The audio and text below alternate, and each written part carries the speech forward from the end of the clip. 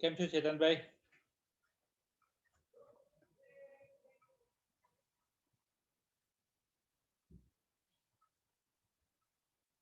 સંભળાય છે મારો અવાજ? ધર્મેશભાઈ, અવાજ સંભળાય છે? કેમ છો? વેલકમ. કેમ છો રૂપિનભાઈ?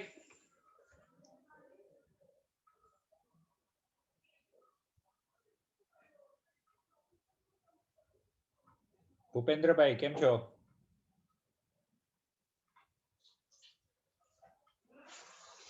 ઓ યોગેશભાઈ, કિશોરભાઈ પણ આવી ગયા છે.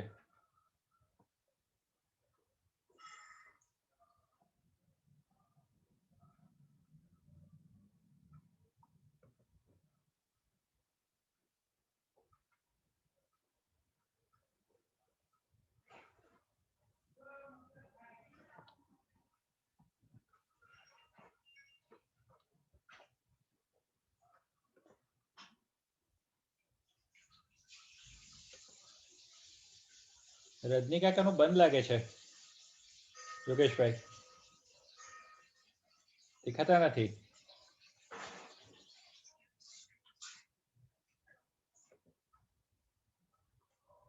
ઓ સ્ક્રીન બંધ છે.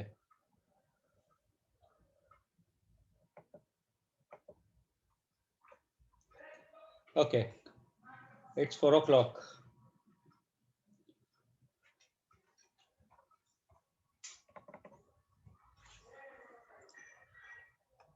Let's start. शुरू करते हैं.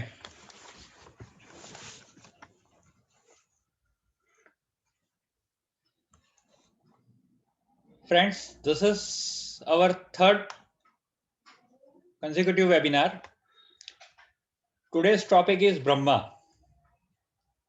Our previous two topics were, first one was on Vishnu and the second one was on Shankar. Today we are going to discuss about Brahma. मैं मेरा ये सेशन शुरू करूं उससे पहले वापस 2-3 लोग हैं जो मुझे इस काम में मोटिवेट करते हैं, जो मुझे ऑलवेज सपोर्ट करते हैं. Let me thanks to all of them. सबसे पहले रजनीकांत मोदी, रजनी काका हमारे लायंस क्लब के हैं, जो मुझे इस काम के अंदर कंटिन्यूस अपना एनालिसिस, अपना व्यूज, अपने रिव्यूज और मुझे कहाँ पे रेक्टिफाई करना है, कहाँ पे मुझे क्या फेरबदल करना है, वो मुझे कंटिन्यूस देते आते हैं. और मार्केटिंग के अंदर या तो पब्लिशिंग के लिए जो भी कुछ बैनर या ये कुछ बनाने हैं उसमें भी काफी कुछ हेल्प उनकी तरफ से रहती है. तो first of all thanks to Rajni Kaka, Rajnikant Modi. Yogesh bhai Desai Surat north lions club के प्रमुख है, उनको भी मैं थैंक्स बोलूंगा क्योंकि शायद वो एक ऐसे आदमी है कि जिसकी वजह से मैंने ये थिंकिंग वापस रिवाइव किया. 2016 में मैंने ये पूरा सेशन दिया था, लेकिन एक वो आदमी है जिनके साथ मेरे काफी सारे इंटरेक्शंस हुए, उनके साथ काफी सारा काम हुआ. He motivated me to reorganise this session on computer. तीसरे आज जो हमारे साथ यहाँ पे उपलब्ध है रूपिन भाई पच्चीगर. बचपन से उनको देखता आया हूँ, उनसे मोटिवेट होता आया हूँ, तो थैंक्स टू रूपिन भाई. और काफी सारे और दोस्त हैं यहाँ पे. वर्षाबेन भट्ट अहमदाबाद से है. She is just like my another mother. आज उनको भी मैं थैंक्स बोलूंगा क्योंकि काफी सारी जगह पे उन्होंने मुझे जो अचीव किया था उसके बाद सबसे पहले किसी ने अगर मोटिवेट किया था तो she is the lady, Varshaben Bhatt. Thank you Varshaben. Okay, Kishore भाई जो कनाडा से जुड़े हुए हैं, पता नहीं क्या उनमें है वो मुझे नहीं पता है, नहीं समझ पा रहा हूं, लेकिन जो उनके साथ जो मेरा इंटरेक्शन हो रहा है, उनके साथ जो तालमेल बैठ रहा है मेरा अंदरूनी, जो एक अपनी जो इंटरेक्शंस होती है, स्पिरिचुअल इंटरेक्शंस जिसको बोलते हैं या तो फिर जिसको टेलीपैथी बोलते हैं, उनके साथ कई दफा ऐसा मुझे फील होता है कि we are talking with each other. वो मुझे मैसेज क्या करने वाले हैं वो मुझे यहाँ पे पता नहीं, समझ में आ जाता है कि ये मैसेज उनका आएगा शायद। थैंक्स किशोर भाई। Let's start. पिछले 2 एपिसोड में हम लोगों ने विष्णु, ब्रह्मा, विष्णु और शंकर के बारे में बात की थी। पहले एपिसोड में जो विष्णु की बात की थी उसमें हम लोगों ने हिस्टोरिकल एविडेंस देखे थे, उसके बाद शंकर के हमने एविडेंस देखे हैं। लेट मी टेल यू, आज भी जो बात करेंगे दैट इज अबाउट ब्रह्मा। अब विष्णु और शंकर के बारे में हमारे पास बहुत सारी कहानियां हैं, बहुत सारी स्टोरीज हैं, वैष्णविज्म है, शैविज्म है, पंथ है ऐसे। लेकिन ब्रह्मा के नाम से हमारे पास कोई पंथ है क्या? ब्रह्मा की पूजा हम देखें, अगर एक्चुअल में देखें तो ब्रह्मा की पूजा भी धीरे धीरे हमने करना बंद कर दिया है। वो प्रथा लुप्त होती जा रही है, ब्रह्मा की पूजा करना। और उसके कई सारे उदाहरण और कई सारी कहानियां हमारे पुराणों में भी दी गई है। लेकिन ब्रह्मा क्या है? ब्रह्मा क्या एक कॉमन मैन था? जैसे विष्णु एक मैन थे और फिर उसमें से गॉड बने और गॉड में से वो आगे बढ़े, परमेश्वर बने। वैसे ही शंकर एक कॉमन मैन थे, उसमें से गॉड बने, उसमें से महादेव बने, महादेव में से फिर वो आगे ऊपर और एनहांस हुए, परमेश्वर हुए। तो ये ब्रह्मा का क्या रोल है? ब्रह्मा कौन है? किस तरह से हैं? क्या ब्रह्मा एक कॉमन मैन थे? हमने आगे भी देखा था कि शंकर ने ब्रह्मा को व्यास बना के उनको किस तरह से वेदों को उन्होंने रीअरेंज करवाया, वेदों को अरेंज करवाया, फिर रीअरेंज करवाया और कॉमन मैन तक उसको पहुंचाया। That we have heard in our last session. तो आज का जो सेशन है, मैं उसी से थोड़ा वापस शुरू करूंगा, ताकि एक टाइमलाइन जो है वो टाइमलाइन हमें पता चले। ये टाइमलाइन करीब 30,000 साल पहले से शुरू हो रही थी और वहीं से हम आगे शुरू करेंगे।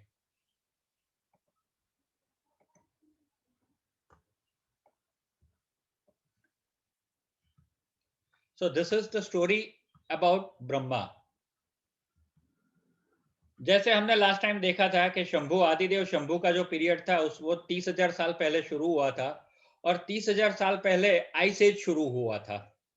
वो 20,000 साल तक चला था।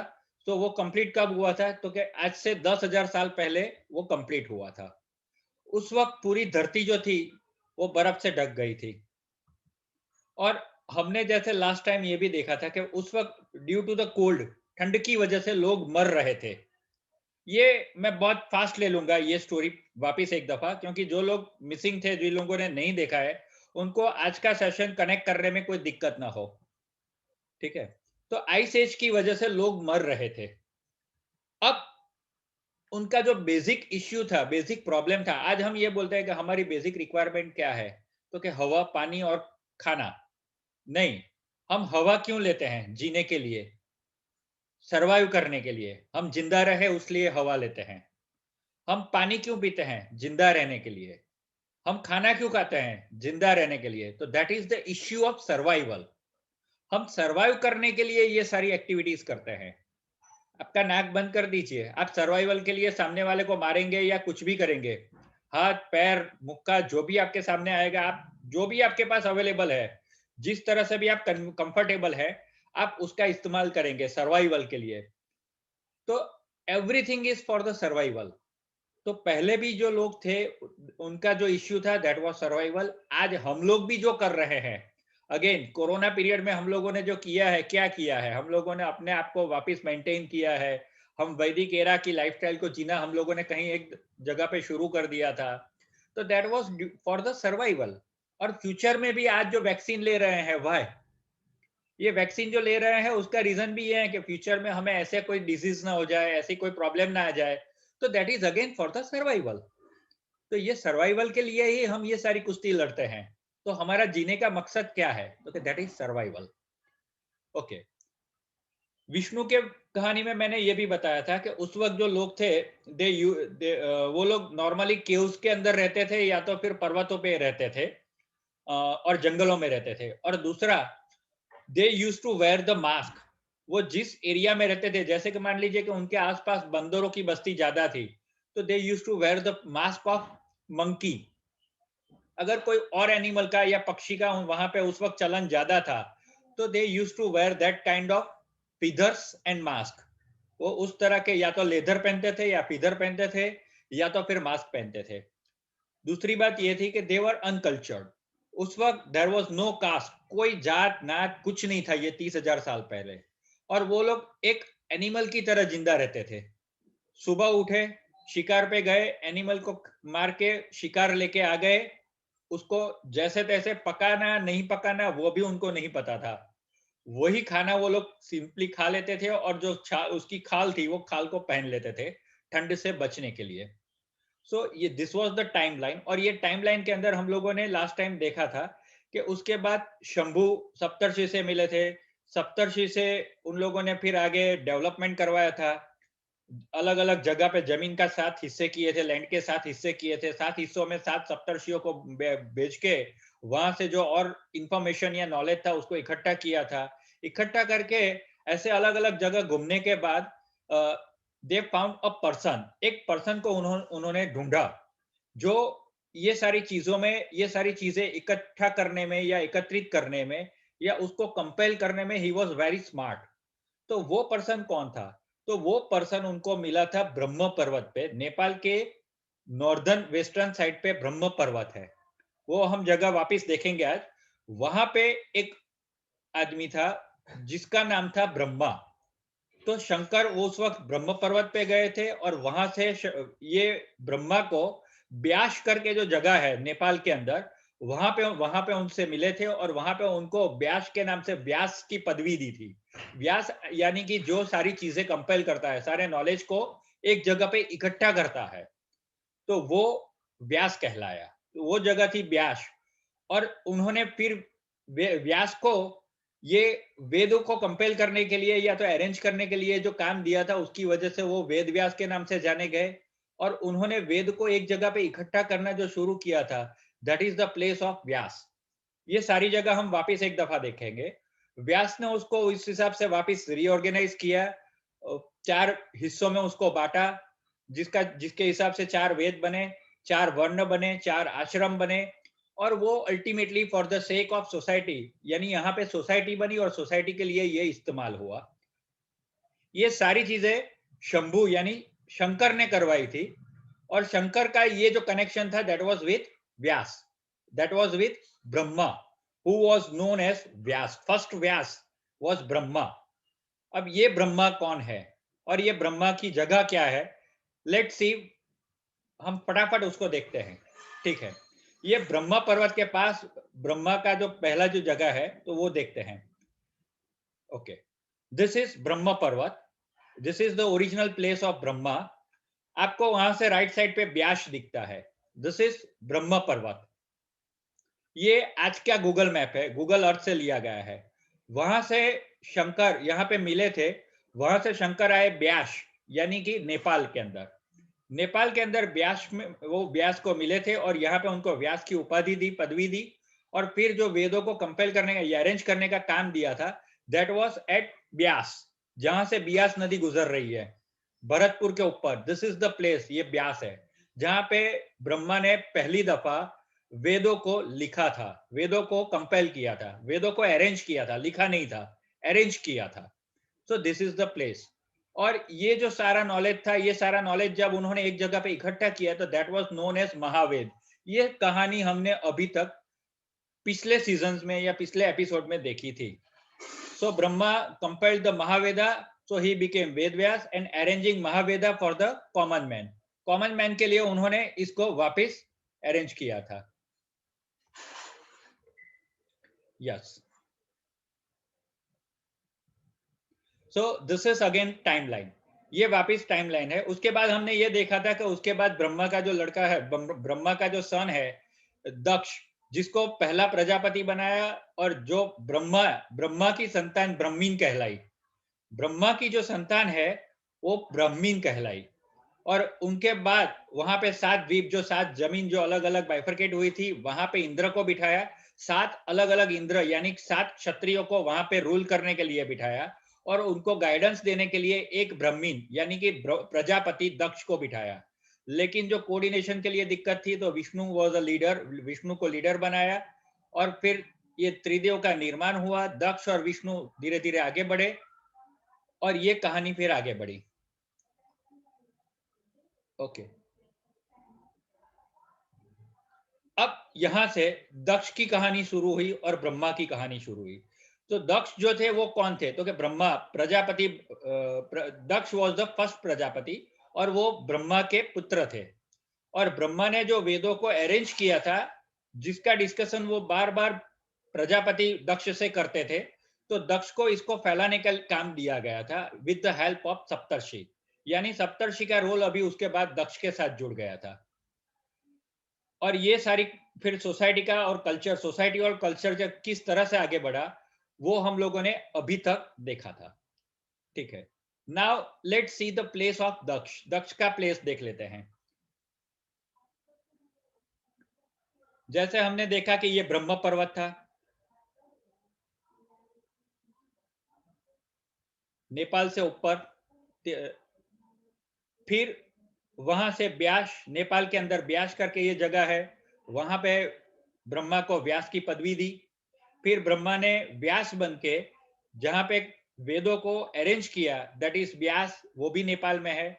और नेपाल से यहाँ पे दक्षिण में अगर आप देखेंगे, वेस्टर्न दक्षिण में, तो वहां पे कनखल करके ये जगह है, that is the place of Daksh. ये दक्ष की जगह है। ओके,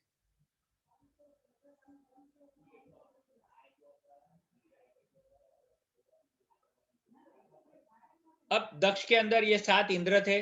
7 इंद्र के साथ अलग अलग 7 जमीनों पे उनका काम आगे बढ़ा। ये 7 इंद्र थे, वो क्षत्रिय थे, और ब्रह्मा के पुत्र जो दक्ष थे, इस वजह से वो ब्रह्मीन कहलाए। और ये उन्होंने सोसाइटी के लिए आगे काम किया। लीडर के तौर पे वापिस विष्णु को अपॉइंट किया। This was the story. और हमने लास्ट टाइम ये देखा था कि शंभु, शंभु के नीचे सप्तर्षि, सप्तर्षि के नीचे प्रजापति, प्रजापति के साथ काम करने के लिए विष्णु को अपॉइंट किया, और प्रजापति को सपोर्ट दिया, हेल्प दिया, वो उनके पिता ब्रह्मा ने दिया था। और उनके साथ काम किया था 7 इंद्र ने। असुर जो जाति थी, वो दनु के दानव और दिति के दैत्य, कश्यप की 2 और पत्नियां थी। एक अदिति थी, अदिति से आदित्य आए थे, जो बाद में देव कहलाए। और दिति से दैत्य और दनु से दानव हुए, तो वो लोग असुर कहलाए। वो असुर लोग देवों से पहले कल्चर्ड सिविलाइजेशन थी। असुरों की जो सिविलाइजेशन थी, that were well cultured before the Dev. Aditya से पहले वो लोग ऑलरेडी वेल कल्चर्ड थे। उस वक्त देव शिकारी प्रजा थी और अनकल्चर्ड थे।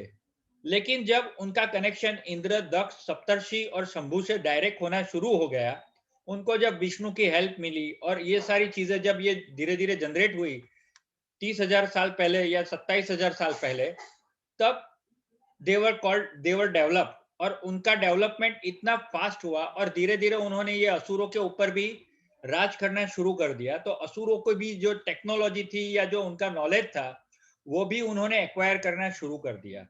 सो देवर नोन एज द गॉड। उसके बाद वो गॉड कहलाए। सो यहाँ पे हमने ये देखा था, यहाँ तक की स्टोरी में, कि Brahma was the first Vyas who systematically arrange Vedas for the humanity. और दक्ष और विष्णु, इन दोनों का जो जॉब प्रोफाइल था, विच वॉज सिमिलर, वो एक तरीके का था। तो दे बिकम द फ्रेंड्स। उस वक्त ब्रह्मा अलग अलग 5 ड्यूटी निभा रहे थे। वो 5 ड्यूटी क्या थी, वो हम अभी देखेंगे। लेकिन वो जो 5 ड्यूटी निभा रहे थे, that was the symbolism of 5 faces head. वो 5 चेहरे वाला उनका जो फेस है, उसका सिंबोलिज्म है।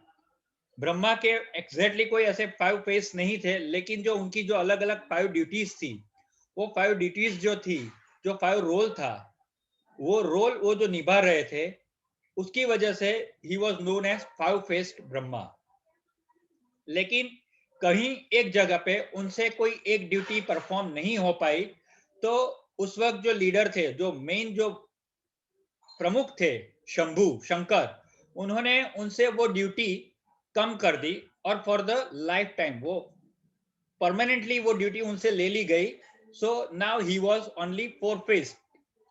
अब वो खाली 4 चेहरे वाले हो गए, क्योंकि उनसे 5 ड्यूटी की जगह पे अभी तक जो 5 ड्यूटी वो निभा रहे थे, उसकी जगह पे अब उनको सिर्फ 4 ड्यूटी निभानी थी, ठीक है। So this was the story. अब ये जो है, इसको मैं वापस एक दफा बंद करके शेयर करता हूं, and let me share it again. Okay, now is it clear? Okay, it is clear.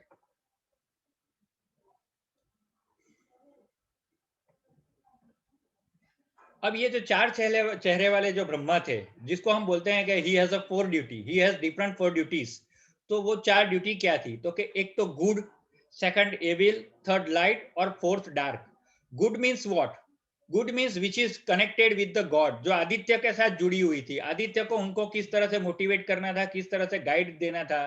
अच्छा, second duty was Shambhu, Shankar was not in the opinion of developing the single culture. खाली आदित्य को डेवलप करना है ऐसा उनके दिमाग में कहीं नहीं था। उनका थिंकिंग ये था कि पृथ्वी पे जितनी भी प्रजातियां या जितने भी लोग हैं, सबको इक्वली एक तरीके से सबको नॉलेज मिले, सबको नॉलेज बांटे और सबको डेवलपमेंट का चांसेस मिले, सबको सर्वाइवल कैसे करना है वो जानना मिले। So second was with the evil, that is demons और डेविल, जिसको आज हम असुर बोलते हैं। The third one was ancestral which is connected with the light, means जिसको हम पितृस बोलते हैं। पितृस यानी जो हमारे एल्डर्स जो हैं, जो हमारे एजेड लोग जो आज जिंदा है, हम नॉर्मली पितृस उसको मानते हैं कि जो those who are not alive, हमारे पितृ जो स्वर्ग सीधा गए हैं या स्वर्ग में चले गए हैं या तो कहीं चले गए हैं मरने के बाद, हम उसको पितृस बोलते हैं। लेकिन यहाँ पे जो पुराणों में कहीं कहीं जगह पे पितरों की बात है, एंसेस्टर की बात है, लाइट की बात है, that is connected with our elder people, aged people. जो चौथा वर्णाश्रम जो था, आश्रम जो था, चौथा आश्रम संन्यास आश्रम, those who went to the sanyas ashram, जो सन्यासी बन गए हैं, जिन्होंने संन्यास आश्रम एक्सेप्ट कर लिया है, ये उनको किस तरह से सर्वाइवल, क्योंकि उनको ये बेसिक प्रॉब्लम ज्यादा थी, सर्वाइवल का इश्यू उनको भी ज्यादा था, क्योंकि एज फैक्टर काम कर रहा था। दूसरा, वो लोग जंगलों में घूम रहे थे, संन्यास आश्रम ले लिया था, संन्यास ले लिया था उन्होंने, तो फैमिली के साथ नहीं रहते थे। तो उस वजह से तो उन ये ब्रह्मा को एक ड्यूटी ये भी दी गई थी कि भाई ये जो वृद्ध लोग हैं उनको किस तरह से हेल्प की जाए। And the fourth one is related with the dark, that is with the humans, animals and insects. इन लोगों को किस तरह से ये सारी परिस्थितियों में बचाया जाए, that role was allotted to the Brahma. ये ब्रह्मा को ये रोल भी अलॉट किया गया था। तो these are the different 4 duties. ये अलग अलग 4 तरह के लोगों के लिए 4 अलग अलग ड्यूटीज फिर ब्रह्मा के पास रह गई थी। ओके, सो ये जो पूरा टाइम पीरियड था, that was from 30,000 years old to 26,774 year, यानी करीब 225 सालों का ये पूरा पीरियड था। 225 साल के बाद जब हिमयुग चालू हुआ, हिमयुग शुरू हुआ, उसके 225 साल के बाद, 226 साल के बाद शंभु बिकेम महादेव, वहां पे शंभु महादेव बने थे। अच्छा, अब यहां से हम ब्रह्मा की आगे बात करते हैं। जिसको शंभु के बारे में, शंकर के बारे में जानना है, again they can watch my previous videos also. आपको मेरे पुराने वीडियोस जो हैं, जो मैंने ग्रुप के अंदर शेयर कर दिए हैं, उसमें से आपको ये सारी चीजें मिल जाएगी। जिसको नहीं मिले हैं, जिसको चाहिए या जिससे डिलीट हो गए हैं, अगर वापस चाहिए तो they can ask me again, मैं उन लोगों को वापस भेज दूंगा। अच्छा, अब हमारे पुराणों में और वहां पे अलग अलग 21 ब्रह्मा की बात की गई है। कूर्म पुराण और स्कंद पुराण के अंदर जो अलग अलग जो ब्रह्मा की बात की गई है, यहाँ पे जो रेड लाइन में दिया गया है, रेड लाइन में जो मैंने रेड फॉन्ट में जो लिखा है, that are according to the Kurma Purana, और जो ब्लैक में जो राइट साइड पे लिखा है, that is according to the Skanda Purana. लेकिन ये जो टोटल मिला के 21 ब्रह्मा की बात है, 21 में से आज हमारे पास हम 7वें ब्रह्मा के साथ, 7वें ब्रह्मा के वक्त में जी रहे हैं। अब ये क्या है वो भी मैं आपको समझाऊंगा। तो यहाँ पे ये सारा नाम दिया गया है। उसमें first one was the Hiranyagarbha, then Adidev, then Aja, then Prajapati, fifth one was Brahma, 5वें ब्रह्मा जो 30,000 साल पहले थे, he was known as Brahma, वो ब्रह्मा कहलाए। ब्रह्मा उसके बाद परमेश्वर बने 26,000 साल पहले, और वहां से आज जो हमारे सामने जो ब्रह्मा है, दैट इज स्वयंभू। आज जो हम जिस युग में जी रहे हैं, जो ब्रह्मा के समय में जी रहे हैं, दैट इज स्वयंभू। ये स्वयंभू है।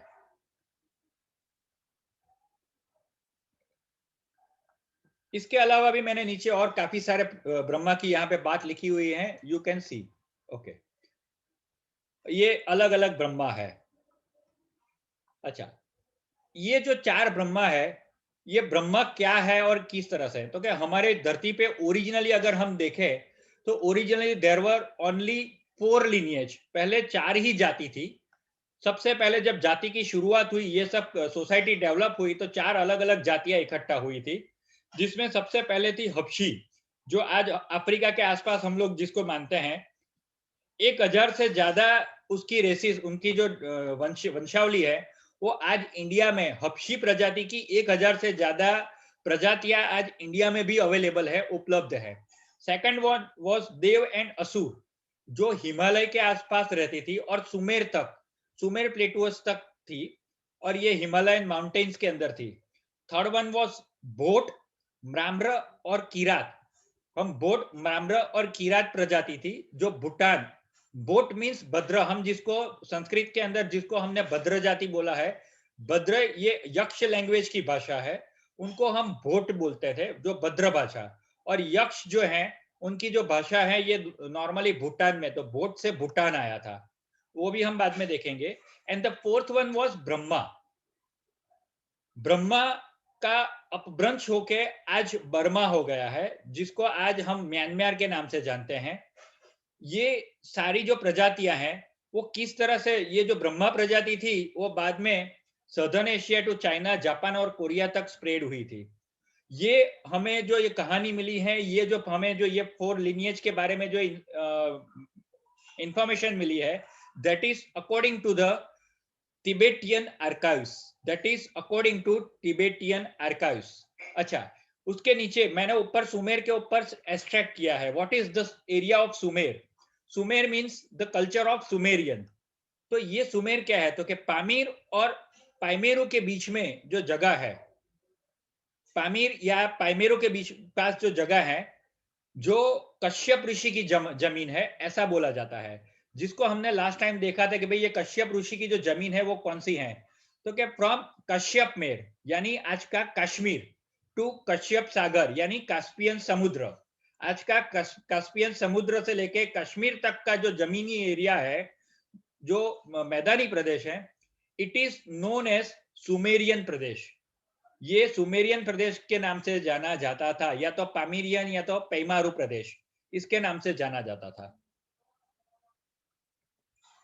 अच्छा, अब यहां पे ये जो एरिया है, ये एरिया हम जो ब्रह्मा की बात करेंगे आगे, हमने देखा कि ब्रह्मा कहां पे थे, तो कि ब्रह्म पर्वत पे। ये ब्रह्म पर्वत कहां पे, तो कि नेपाल के ऊपर वेस्टर्न साइड पे ब्रह्म पर्वत था, यानी कि यहां पे कहीं पे ब्रह्म पर्वत था, जिसको आज हम तिब्बत बोलते हैं। तिब्बत के आसपास कहीं पे ये पूरा एंशियंट तिब्बत है, ठीक है। तो उसके ऊपर यहाँ पे अक्साई चाइना जहां पे, उसके नीचे और नेपाल के बीच में कहीं पे ये ब्रह्म पर्वत था। और ये पूरी हिमालयन रेंज है, जो तिब्बत, हिमाचल प्रदेश, तिब्बत, ये पुराना तिब्बत, फिर उसके बाद हिमाचल प्रदेश, हिमाचल प्रदेश से नेपाल, नेपाल से भूटान, भूटान से चाइना होके चीन, और ये जो पूरा एरिया था, ये सारे एरिया में ये लोगों की बस्ती थी, ये अलग अलग जातियां वहां पे रहती थी। अब जो मेन कास्ट थी, वो मेन कास्ट कौन सी थी यहाँ पे, तो मेन कास्ट वॉज भोट यानी म्राम्र, म्राम्न, म्राम्न भाषा, ये म्राम्न बोला जाता है इसको। और जिसको बाद में किरात, किरात के नाम से भी हमारे पुराणों में काफी जगह पे उसका उल्लेख है, किरात प्रजाति। अब ये मेन कास्ट थी, मेन कास्ट के अंदर जो अलग अलग जो सब कास्ट जो उसके बाद जो डेवलप हुई, वो कौन सी थी। दोस्तों, आज जो बातें करूंगा वो बातें थोड़ी इंफॉर्मेटिव रहेगी, क्योंकि this is related to the history. मैं हिस्टोरिकल बातों की बात कर रहा हूं, तो हिस्टोरिकल बातें जितनी भी आएगी, उसमें थोड़ी बहुत ज्योग्राफी और हिस्ट्री, ये दोनों मैं कंबाइन करने की कोशिश कर रहा हूं। थोड़ा बोरिंग लगेगा, लेकिन मेरी कोशिश ये रहेगी कि ये मोस्ट इंटरेस्टिंग फैक्टर रहे।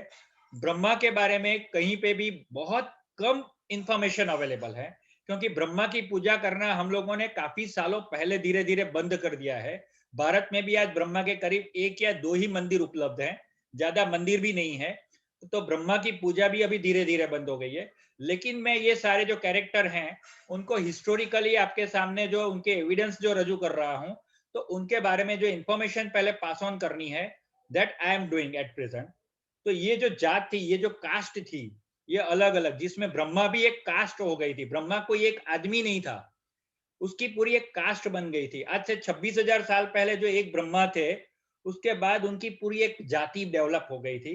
तो ये जो पूरी प्रजाति है, वो प्रजाति फिर कहाँ पे रहती थी और उनके साथ अलग अलग कौन सी और प्रजातियां डेवलप हुई, वो प्रजातियों की मैंने बात की है। तो ब्रह्मा से एक और प्रजाति जो अलग हुई, उनका नाम था भोट या तो म्राह्मण, जो बाद में किरात के नाम से जाने गए। और भोट या म्राह्मण में से जो अलग, किरात में से जो अलग प्रजातियां बनी, वो थी भोटिया, यक्ष। यक्ष में से फिर रक्ष प्रजाति अलग बनी, जिसको हम रावण को जैसे राक्षस बोलते हैं।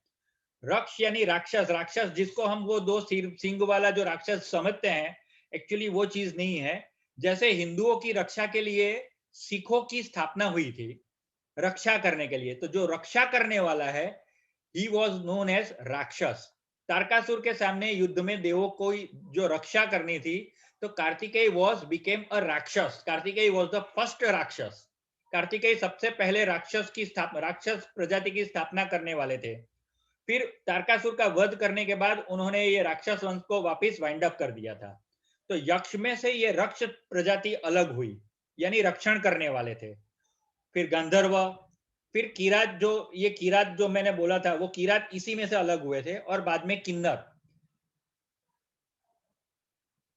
ये सब कास्ट थे। अब जो भोटिया थे, सबसे पहली जो सबकास्ट भोटिया थी, वो भोटिया में से भी आज हमारे पास जो भी अलग अलग एरिया है, उसके अंदर ये एरिया कहाँ पे है तो वो भी हम देखेंगे। लेकिन उसमें से जो अलग अलग प्रजातियां आज हमारे बीच में हैं, जैसे आप ईस्टर्न पार्ट पे जाएंगे, भूटान से ईस्टर्न पार्ट, अरुणाचल प्रदेश, सिक्किम, मेघालय, इस तरफ जाएंगे, या तो फिर चाइना के उस तरफ जाएंगे, तो आपको जो प्रजातियां मिलेगी, दे आर नोन एज जड़, जाड़, तोलचा, मार्चा, जोहरियू, दाली, इस तरह की उनकी प्रजातियां हैं। आज हमारे बीच में ये भोटिया प्रजाति में से ये सारी प्रजातियां अलग हुई हैं। तो ये अगर आप इनका जेनेटिक फॉर्मेशन देखें, तो that is according to the Brahma. जो ब्रह्मा का जो जेनेटिक जो कंस्ट्रक्शन था, वही जेनेटिकल कंस्ट्रक्शन आज हम लोगों को ये पता है कि डीएनए के टेस्ट होते हैं, और डीएनए के टेस्ट होने के बाद अलग अलग ये प्रजातियों को टेस्ट किया जाता है। तो ये जो सारी प्रजातियां हैं, ये सारी प्रजातियां भोटिया, भोटिया में से भोट, और भोट में से ब्रह्मा करके जो ओरिजिनल प्रजाति थी, उसके साथ मैच हो रहे हैं। तो ओरिजिनली ब्रह्मा, विष्णु एंड महेश, जो हम तीन गण की बात करते हैं हमारे ज्योतिष के अंदर, मनुष्य, मानव और राक्षस, तो वही ब्रह्मा, विष्णु और महेश, रजस, तमस और सत्व, ये जो तीन तरीके हैं, वो इसी से हम लोग, ये this is the type of DNA, हमारे तीन तरह के डीएनए की ये टाइप है, जिसके साथ ये सारी कहानियां कनेक्ट होती हैं। तो ये अलग अलग सब सब कास्ट फिर डेवलप हुई। और वो लोग उत्तरकाशी जनपद, यानी कि जो भूटान, भूटान से अरुणाचल प्रदेश, और अरुणाचल प्रदेश से भी 5,000 किलोमीटर नॉर्दर्न ईस्टर्न साइड पे, नॉर्दर्न ईस्टर्न साइड यानी उत्तरी पूर्व की तरफ अगर ये बढ़े, तो उस तरफ ये पूरी प्रजाति धीरे धीरे शिफ्ट होना शुरू हो गई। तो वो कहाँ गए होंगे दोस्तों, आप ये समझ सकते हैं कि वहां से अगर उत्तरी पूर्वी तरफ अगर आगे बढ़ेंगे, तो वहां से चाइना, चाइना से आगे जाएंगे तो जापान, जापान से कोरिया, तो ये कोरिया तक आगे बढ़ी हुई थी। और फिर वहां से हमारे जो ऋषियों का जो प्रदेश है, जो ऋषि जहां पे रहते थे, मिलते थे, इकट्ठा होते थे, मीटिंग करते थे, जो ऋषियों का प्रदेश है, वो प्रदेश को आज हम बोलते हैं रशिया। ऋषियों के नाम से वो प्रदेश का नाम था रशिया। जैसे हिंदुओं का जो प्रदेश था, हमारे पास पीछे या लगता है, देखिए आप, इंडिया, तो वैसे ही रशिया, ऋषियों का प्रदेश यानी रशिया। तो वो रशिया में इकट्ठे होते थे, तो ये सारी प्रजाति रशिया तक फैल गई थी। अच्छा, अब ये जहां पे रहते थे, ये प्लेस ब्रह्मा के वंशज थे, तो उस वजह से इसको नाम दिया गया था ब्रह्मवर्त, यानी कि ब्रह्मा जहां पे रहते थे, ब्रह्मा के वंशज जहां पे रहते थे, ये उनके नाम से ये एरिया का नाम दिया गया था ब्रह्मवर्त। बाद में ब्रह्मा में से ब्राह्मण अलग हुए, तो इसका नाम दिया गया था ब्राह्मण व्रत, ब्राह्मणवर्त। और उसके बाद महाभारत के अंदर अगर आप देखें